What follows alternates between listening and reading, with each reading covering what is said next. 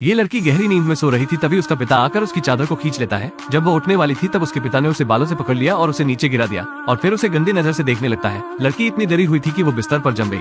अगले दिन उसके पिता को याद नहीं था कि कल रात क्या हुआ था। वो अपनी बेटी से खुशी खुशी बात करने लगता है, लेकिन बेटी ने उसे देखा और बिना कुछ खाए वहाँ से चली जाती है। पिता हैरान था, लेकिन वो इसके बारे में ज्यादा नहीं सोचता है। लेकिन फिर कुछ और इससे भी ज्यादा बुरा होने लगता है। माँ, जो बिल्कुल सीधी सादी हुआ करती थी, आज असामान्य रूप से चिड़चिड़ी बन जाती है। उसने भोजन को काट दिया और यहाँ तक कि फिर उसने इसे हिंसक रूप से परोसा। परिवार ने सोचा कि आज उसका मूड ठीक नहीं है, इसलिए कोई उनसे कुछ नहीं बोलता है। लेकिन उन्हें यह महसूस नहीं हुआ कि जब उसने भोजन देखा तो वह ऐसे खा रही थी जैसे उसने कई दिनों से कुछ नहीं खाया था। वो भोजन से अपने मुंह भर लेती है। उसकी माँ को इस तरह से खाना खाते देखकर उसका बेटा भी खाने को खाने लगता है, लेकिन वो तुरंत मुंह से निकाल देता है क्योंकि खाना इतना नमकीन था कि वो उसे बड़ी आंखों से घूरने लगता है। जब उसके मुंह में खाना नहीं आ रहा होता है तो वह अपने बेटे को इसे खत्म करने के लिए देने लगती है। बेटा घबरा जाता है, इसलिए पिता को उसके बचाव में आना पड़ता है। यदि यह अच्छा नहीं है तो इसे न खाए। मुझे एहसास नहीं था कि यह टिप्पणी माँ को पूरी तरह से प्रभावित कर देगी। पूरा परिवार स्तब्ध था। माँ इस तरह कैसे बन सकती है।